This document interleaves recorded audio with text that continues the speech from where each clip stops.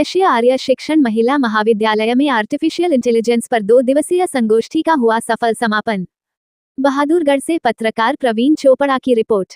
वैश्य आर्य शिक्षण महिला महाविद्यालय बहादुरगढ़ में ICSSR चंडीगढ़ द्वारा प्रायोजित राष्ट्रीय स्तर पर 2 दिवसीय संगोष्ठी का आयोजन किया गया, जिसका विषय आर्टिफिशियल इंटेलिजेंस की नैतिकता एक वैश्विक परिप्रेक्ष्य रहा। महाविद्यालय की प्राचार्या, प्रबंधन समिति के सदस्यों व अतिथिगणों ने बसंत पंचमी के अवसर पर मां सरस्वती का पूजन कर उनका आशीर्वाद लिया।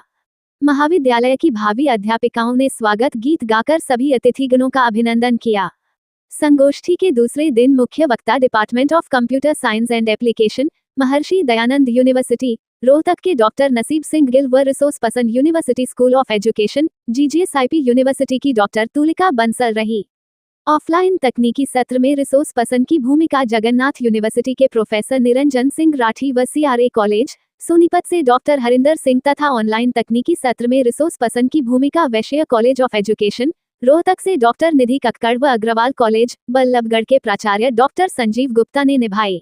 महाविद्यालय की प्राचार्या व प्रबंधन समिति के सदस्यों ने मुख्य अतिथि व सभी अतिथिगणों का स्वागत माला, पटका, स्मृति चिन्ह व पौधा देकर किया। महाविद्यालय की प्राचार्या डॉक्टर आशा शर्मा ने अतिथिगणों व सभी छात्राओं को बसंत पंचमी की बधाई दी तथा अपने संबोधन में आर्टिफिशियल इंटेलिजेंस के बारे में बताते हुए कहा कि आर्टिफिशियल इंटेलिजेंस छात्रों को उनके अनुभवों को व्यक्तिगत करके और सहायता प्रदान करके छात्र जीवन को महत्वपूर्ण रूप से बेहतर बना रहा है।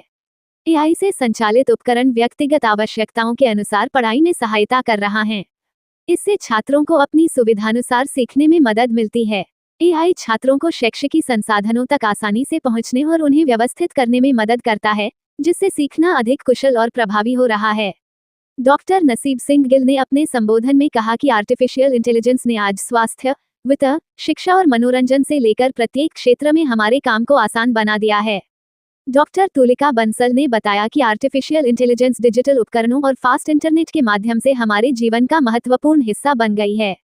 डॉक्टर हरिंदर सिंह ने आर्टिफिशियल इंटेलिजेंस विषय पर अपने विचार रखते हुए कहा कि हम आर्टिफिशियल इंटेलिजेंस पर जितना अधिक निर्भर होते हैं, उतना ही हमें इसका उपयोग करने की आवश्यकता होगी।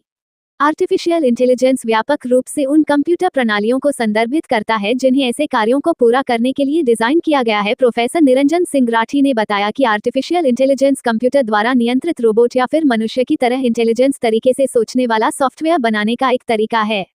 यह इसके बारे में अध्ययन करता है कि मानव मस्तिष्क कैसे सोचता है और समस्या को हल करते समय कैसे सीखता है, कैसे निर्णय लेता है और कैसे काम करता है। वेलिडिक्टरी सत्र में education department, Maharshi Dayanand university Rohtak की पूर्व HOD प्रोफेसर हेमंत लता ने सभी छात्रों को संबोधित करते हुए बताया कि AI तकनीकी इनोवेशन में सबसे आगे है, जो मानव जीवन के विभिन्न क्षेत्रों में क्रांति ला रहा है। इसके अनुप्रयोग स्वास्थ्य सेवा और शिक्षा से लेकर वित्त और परिवहन तक के उद्योगों में फैले हुए हैं। इस कार्यक्रम में विभिन्न क्षेत्रों के विशेषज्ञों, शोधकर्ताओं, शिक्षाविदों और विद्यार्थियों ने भाग लिया और आर्टिफिशियल इंटेलिजेंस के भविष्य, उसकी उपयोगिता और नैतिक पहलुओं पर विचार विमर्श किया। संगोष्ठी में महाविद्यालय के उप प्रधान श्री पवन कुमार जैन, कोषाध्यक्ष श्री मनोज गुप्ता भी उपस्थित रहे। कार्यक्रम के अंत में संगोष्ठी में भाग लेने वाले सभी प्रतिभागियों को प्रमाण पत्र वितरित किए गए व महाविद्यालय की प्राचार्या डॉक्टर आशा शर्मा ने सभी प्रतिभागियों और वक्ताओं का आभार व्यक्त किया और उम्मीद जताई कि इस संगोष्ठी से प्राप्त ज्ञान और अनुभव सभी के लिए लाभदायक सिद्ध होंगे। राष्ट्रीय संगोष्ठी हुआ है, AI के बारे में काफी विस्तार जानकारी दी है, क्या कहना चाहेंगे इस बारे? कि मैं ये कहना चाहती हूँ कि मैनेजमेंट और प्रिंसिपल और उसकी टीम को अपने बहुत बहुत मुबारकबाद देना चाहती हूँ for organizing this seminar on AI, which is a pertinent topic of the day. Everybody is after this.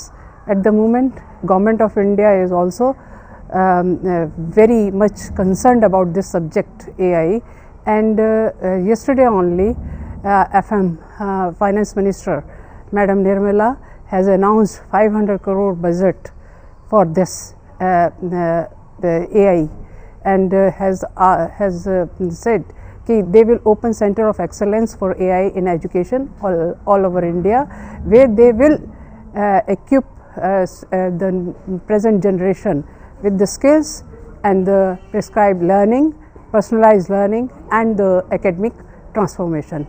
As a result, definitely the purpose is only कि the students, the young minds, they should not face any difficulty in the future market and they find success in that.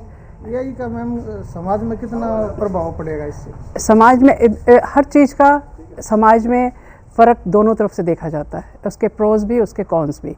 यदि हम एक इसको positive side में लेंगे तो definitely ये हमारी आने वाली जनरेशन को बहुत अच्छे रिजल्ट्स देगा। एट द सेम टाइम यदि हम इसको यूटिलाइज प्रॉपरली नहीं करेंगे तो ये क्राइम भी एस्टेब्लिश करता है, तो जिससे एज ए रिज़ल्ट लोग अभी भी उस चीज़ को फेस कर रहे हैं। हमें उन चीज़ों से बचने के लिए हमारा जो नीति आयोग है गवर्नमेंट ऑफ इंडिया का, उसने बहुत स्ट्रेटेजिक प्लानिंग की हुई है और 8-9 पैटर्न पे वो स्ट्रेटेजिक प्लानिंग उन्होंने बताई हैं। तो उसको तहत ध्यान में रखते हुए हमारे को ये काम करना, उनका फोकस है for inclusive development of inclusive growth of India. इसके खिलाफ कानून भी बनाया जाएगा मैडम? कानून बन रहे हैं, बन चुका है, बन रहा है, सब काम हो रहा है। इंडिया बहुत काम कर रही है, तो इसीलिए मैंने आपको बताया कि कल ही जो लेटेस्ट बजट अनाउंस हुआ है उसमें ये सैंक्शन किया गया है फॉर एआई ओनली। तो this is the present digital era में ये this is the most revolutionary technology.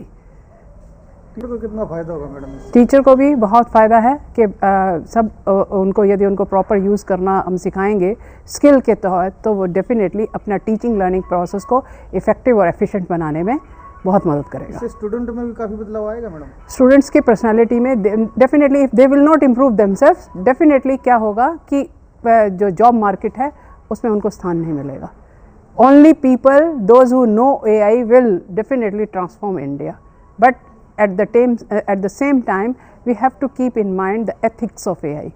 The ethics of AI हमारे को बताते हैं कि how we have to take care of the choice and the concise and the fairness, equality, responsibility, accountability and all these human behavior we have to take into action because ये बहुत important है। भारत की जो प्रगति होगी इससे जो AI से कितना ऊपर जाने की? डेफिनेटली हम जो डेवलपिंग कंट्रीज़ हैं उनको कम्पीट करने की कोशिश में होंगे, यदि नहीं करेंगे तो डेफिनेटली हम पिछड़ जाएंगे। हरियाणा का मुख्य त्यौहार है और ये माँ सरस्वती के पूजन के लिए मनाया जाता है, उनके जन्मदिवस के उपलक्ष्य में। क्या कुछ खास है इसमें, क्या कुछ मनाया जाता है, विशेष क्या है इसमें? हमारे हरियाणा में सरसों जो होती है, पीली सरसों, वो पक जाने पर संदेश देती है कि सरसों की पूजन है और आज के दिन होली की तैयारियां भी शुरू हो जाती हैं।